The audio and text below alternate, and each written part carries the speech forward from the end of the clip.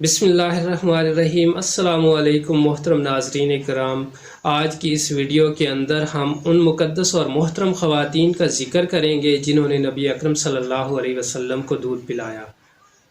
تو سب سے پہلے حضرت آمنہ رضی اللہ تعالی عنہا جو کہ آپ کی والدہ ماجدہ ہیں، انہوں نے آپ کو دودھ پلایا، اور اس کے بعد صوبیہ جو کہ آپ کے چچا ابو لہب کی لونڈی تھی، انہوں نے آپ کو دودھ پلایا۔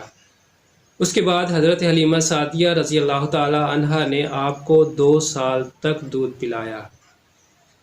حلیمہ بنت ابو زویب قبیلہ بنی سعد کی ایک خاتون ہیں جن کے شوہر کا نام حارث بن عبد العزیٰ ہے، اور ان کا بھی تعلق قبیلہ بنو سعد سے ہی ہے۔ حارث بن عبد العزیٰ کی اولاد جو کہ نبی اکرم صلی اللہ علیہ وسلم کی رضائی بہن بھائی ہیں وہ یہ ہیں: عبداللہ، انیسہ، حذافہ یا ان کو جزامہ بھی کہتے ہیں، اور انہی کا نام تاریخ اسلام کے اندر شیمہ کے نام سے مشہور ہے۔ نبی اکرم صلی اللہ علیہ وسلم حضرت حلیمہ سعدیہ کی آغوش میں کیسے پہنچے، اس کا ذکر حضرت حلیمہ سعدیہ کچھ یوں کرتی ہیں۔ آپ بیان فرماتی ہیں کہ ایک مرتبہ میں اور بنو سعد کی چند عورتیں قافلہ کی صورت میں دودھ پینے والے بچوں کی تلاش میں مکہ کی طرف روانہ ہوئیں، اور میرے ساتھ میرے شوہر حارث بن عبد العزیٰ اور میرا نومولود دودھ پیتا بچہ بھی تھا۔ میں ایک لاغر سی سفید رنگ کی گدھی پر سوار تھی جو کہ چلنے میں بہت سست رو تھی، اور میرے خاوند کے پاس ایک اونٹنی تھی جو کہ دبلی پتلی تھی اور اس کے تھنوں میں دودھ بھی بالکل نہ تھا۔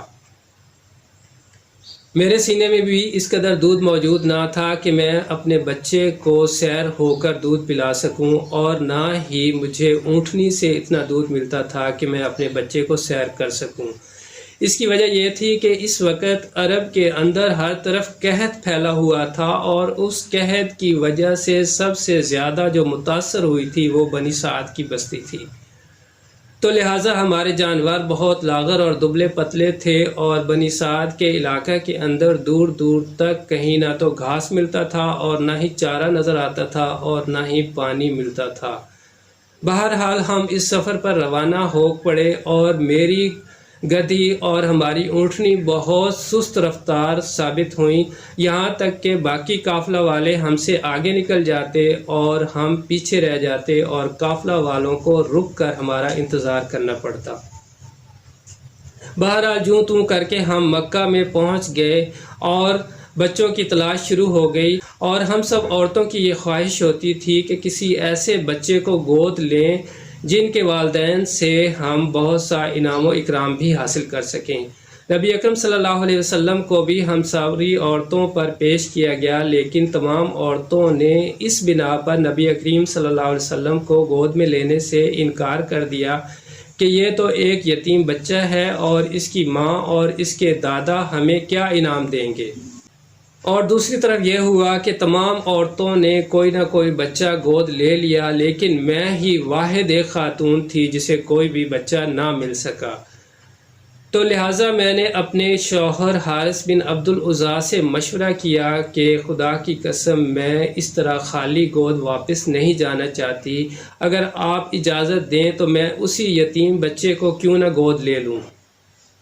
تو میرے شوہر نے کہا کہ اس میں کوئی حرج نہیں، ہو سکتا ہے کہ اللہ تعالی ہمیں اسی بچے کے اندر ہی برکت نصیب فرمائے۔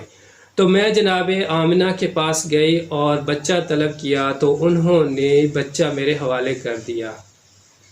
تو حضرت حلیمہ سعدیہ فرماتی ہیں کہ جب میں اس بچے کو لے کر اپنے اس ڈیرے پر آئی جہاں مکہ کے نزدیک ہمارا قافلہ ٹھہرا ہوا تھا، تو میں نے اس بچے کو جیسے ہی دودھ پلانے کی کوشش کی تو میرے دودھ کے اندر بہت زیادہ اضافہ ہو گیا، اور بچے نے خوب سیر ہو کر دودھ پیا۔